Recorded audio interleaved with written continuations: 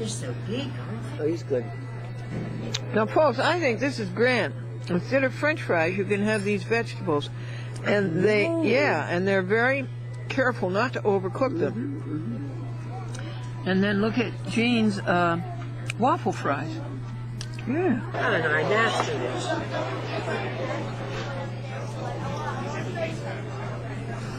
Well, now is the time to worry about my keys. Supreme comfort, folks, only as a cat. Nobody can look more comfortable than a cat, and look at him with a pillow at his back.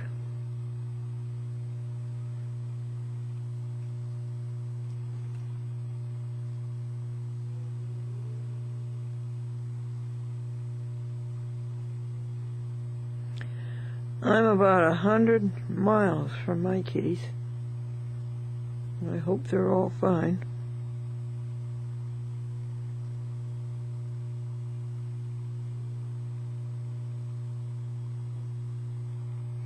I know that .com and Sebastian are all right. I'm worried about Amadeus. But we left the garage door open enough for a cat. And we have our pet house. A lovely enclosure with a nice big thick acrylic blanket and lots of hand crocheted pieces by Mary Ramage. And there's also a new stray kitty, kitty number 4.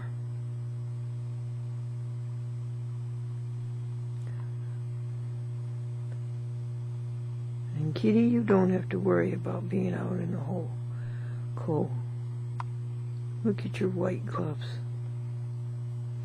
I got white gloves too. See that?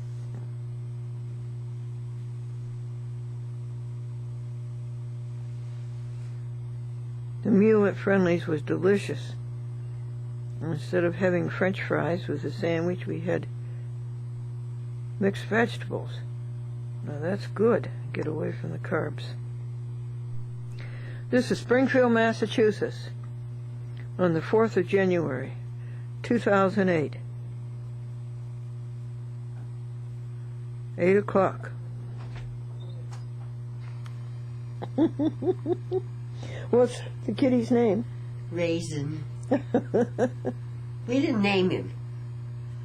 He was like a street stray. Oh, thank you. A couple kids on the street had them in their house, and one of them said, "Well, you know, Mrs. Bates, he sprayed my cellar. Oh. My mother doesn't want him anymore." No, that's an awful. So then he started hanging around with my other cat, Henry, and I thought they were friends. Then after we adopted him, I found he was a terrorist. Oh. Yes. He doesn't act it today. No. How old is he? I'm going to say maybe 13 or 14. Mm-hmm. Wow. Yeah. That's very good for a cat. Howard has a lot of money. Yeah. What, from stocks? Yeah, investing in stuff. He's got 2 houses. You know, he's got the one in Boston. I'll show you this.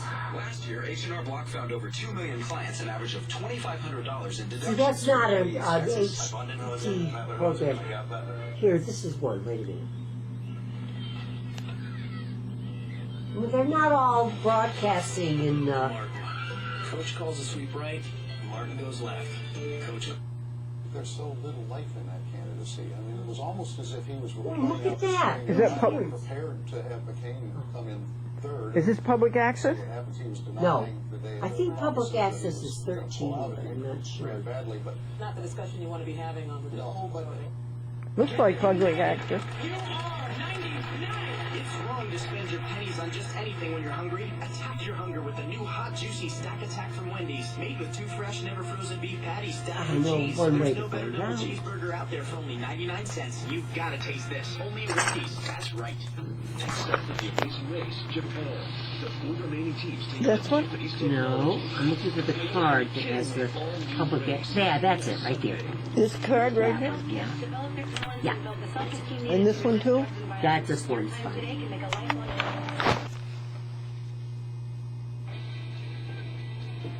Oh. Jim saw this too? No, he heard me yelling, and by the time he came out, everything... 12 is public access. Oh, okay. Crazy. Isn't he soft, huh? They're quite peaceful at the moment. They are certainly compatible. People have a lot to say. Yes, they do.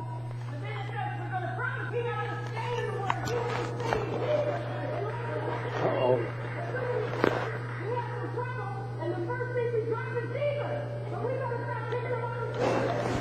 Oh, now, let's not have I any... love to watch the interactions. Yeah, let's not have any animosity. All right, Gregory. And what else do we name him?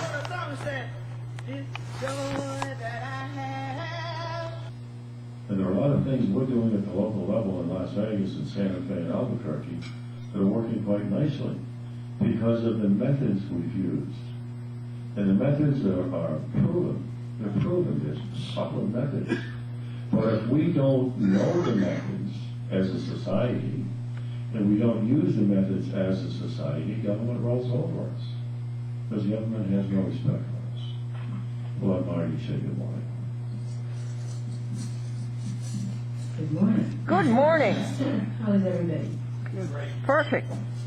Perfect, that's a good answer. I don't know if I'm perfect today because I only had 4 hours of sleep, but I'm happy to be here. And happy to see so many faces that I recognize and so many ones that I don't, and welcome to all of you. Jack's point about government not having any respect for us is sadly and poignantly true. And when you think of the premise under which America was originally developed, created, and founded, the fact that government no longer cares about the citizens is actually a tragedy. If you look at the inherent potential that this country represented early on, a nation that would be governed of, by, and for the people, that is now run in the complete opposite application of those principles, is infuriating to me. Now, my family growing up were not politically affiliated like Jack's were, but my dad, as many of you know, was an avid constitutionalist. He loved his country. His parents were immigrants. They came here because they looked at America as a land of opportunity. All of the old stereotypes, getting off the boat, and signing your name in the registry, and stars in your eyes, learning a language so that they could become good Americans, becoming citizens. They lived that American dream. And they instilled in their children a respect and an appreciation for freedom, for opportunity. So heavily in New Mexico, Chemtrails. years ago, we got involved with a group, we called ourselves the Sky Watchers. And it was a gung-ho group. Oh, we're going to do this, we're going to do that. Until it was time to actually, oh my God, write a letter, make a phone call. And then the group shrunk to the point that there were probably maybe 8 or 10 people left. And out of those 8 or 10 people, guess how many people wrote letters? Yeah, you're looking at them. Pathetic, isn't it? And one fellow tried to write a letter. It wasn't very good, but at least he tried. Now these are folks that know of a major intrusion on our air, and yet they couldn't even muster the energy Chemtrails. to write a letter. But you know what? They think they're aware, hip, cool, patriotic people. Who are we kidding? You either are in this or you're not. And it's not a part-time gig. And many people have said to us, you guys are crazy. You could be like in Hawaii someplace, on a beach, you drinking some nice tropical cocktail or whatever. And has become one of the biggest tyrants on the planet. And if you have faced any type of court situation, law enforcement, you understand what I mean by tyrant. Because the courts today could care less about your rights. And when Jack and I started this publicly again, and he mentioned that he's been on and off, well, I have too. I've done a lot of organizing, and I've done a lot of political involvement over the years at the grassroots level because of the corruption that I saw, and I was very fortunate to connect with a group of people who actually cared and were willing to work hard to make changes. And we did make changes, a number of them that were long-lasting and actually beneficial for our community. When we moved to New Mexico, our intention was basically to retire and let it do this. But we couldn't because we got drawn back into the fray because of our dogs. We love dogs. I volunteered at a shelter, became a target of the establishment in our community, which is very macho. Doesn't like outspoken women, so right off the bat I was in trouble. And eventually I had to go to court on a bunch of tickets, which I beat the charge because they dismissed it because we scared the crap out of them because we told them that we would hold them accountable and liable for their unconstitutional actions. I don't think it's an accident. Frequency. I think it's frequency. I think it's the food that we eat. I think we're suffering from an epidemic of obesity because of the foods that we are being fed. And although many people know this, who's doing anything about it? Do you know anybody that's doing anything about it? Yeah, Kearney Cone. Good for you. See, we do a lot of proactive things. And Jack mentioned that many of the things that we were involved in early on were as defendants, either personally or people who were defending themselves from some type of wrong accusation. That's well and good, and it's still necessary. But we really know in our hearts that we have to take it proactive now. We have to go after them. Because if we don't do that, they're going to continue to aggressively wage war against us. But they will fight you tooth and nail if you're telling the truth, and they will oppose you right to the end of the earth if you're dealing in the truth and trying to make changes for the better on this earth. Just look at some of the people, and we're not in this class at all, in this category that I'm about to mention, but take a look at some of the people who tried to teach the truth, okay? You're familiar with one guy, the great Jesus, okay? Marty and I are not religious people. We're spiritual people. We're not religious. But he was a courageous guy. He wasn't the pansy that everyone paints him to be. He was an outspoken rebel, if you really, truly get into his life. Take a look at Socrates, okay? Another outspoken rebel, all right? There have been many, many rebels throughout the years who have tried to tell us the truth. Tesla, a rebel in a different category. Reich, guys like this, okay? We usually, in society, get rid of the rebel or get rid of the truth teller because the truth teller is inconvenient. He's in the way of the society. He's in the way of progress. He's in the way of money. He's in the way of power and control. So as a society, the truth teller is done away with or not supported. But I have to, and very appreciative of the effort that some of you guys have put in to make this a possibility. We thank Pastor for his gracious introduction after the 30 days, 10 days. So after about 40 days of sending the letter with no response, we'll send an affidavit to the same people, an affidavit, okay? And we also sometimes call it a declaration of truth, or affidavit / declaration of truth. And what we'll do in the affidavit is say, let's say it's Mr. Kelly. Mr. Kelly, I sent you a letter on such and such a date. You failed to rebut that letter. You failed to respond to that letter. Therefore, pursuant to the lawful notification contained in that letter, you admit to all my charges, fully binding upon you in any court without your protest, objection, or that of those who represent you. Okay? That's the first part of the affidavit. Second part is some of the charges to which you have admitted, Mr. Kelly, include but are not limited to the following. And if we've made, let's say, 25 charges in the original letter, then we'll list maybe 6 or 7 charges in the affidavit. And then number 3 in the affidavit, we will say, if you choose to rebut anything contained in this affidavit or anything contained in my previous letter to you, you have the opportunity to do so by means of your own sworn and notarized affidavit, attesting to the validity of your objection or your charges based on fact, law, and evidence. If you fail to do so, then again you admit to everything contained in this letter, right? Well, what happens here? First of all,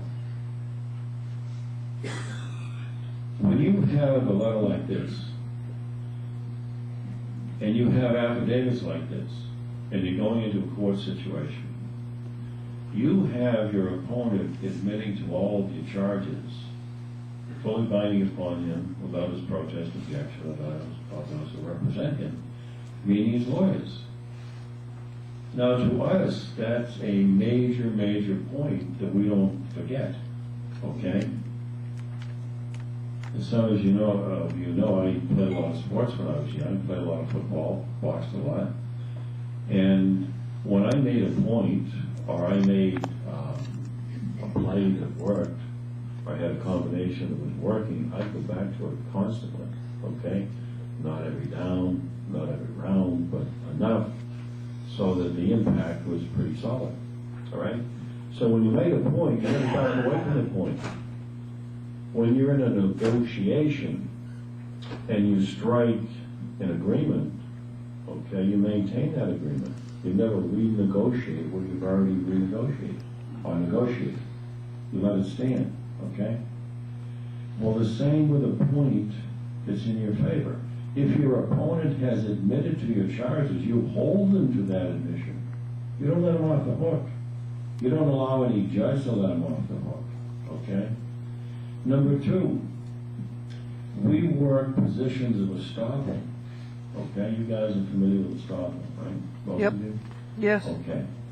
Well, we use estoppel by acquiescence. It's a very simple concept. Okay, and the concept is that if one who received a communication from an opponent had an opportunity to rebut that, or straighten the record, or rectify the record, or make objection, okay, and failed to do so, then he can lawfully and legally be stopped from arguing those positions contained in that communication. Not his entire defense. The guy has a right to a defense, the gal has a right to a defense. Your opponent always has that right. But frankly, under positions of estoppel, he has no right to object to or argue those points to which he has already agreed. Okay?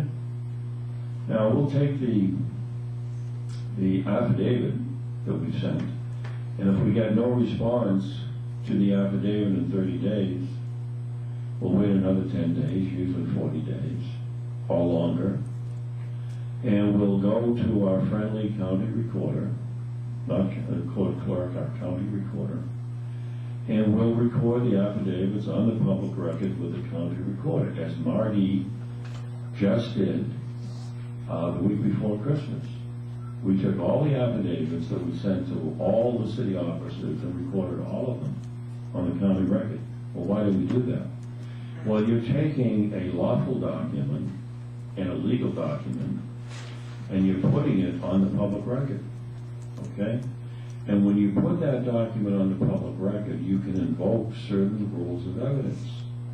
And the rules of evidence we're invoking are Federal Rules of Evidence 902 and 201, as well as complementary state rules of evidence 902 and 201. Well, they're a little convoluted, as usual. A lot of these things are convoluted, but the bottom line is this. An unrebutted affidavit stands as truth before the court. Okay? That's the bottom line position. An unrebutted affidavit, okay, especially filed on the public record for public scrutiny, stands as truth before the court and is unrebuttable in court. That's a pretty damn strong position. As far as we're concerned. Well, what is 201? 201 refers to your letters. Now, we usually don't record the letters, we just simply record the affidavits. But in the affidavit, we're referring to the letter, because the letter backs up the affidavit backs up the letter. So by referring to the letter in the affidavit, you're invoking 201, and 201 basically says that in most states, and under the federal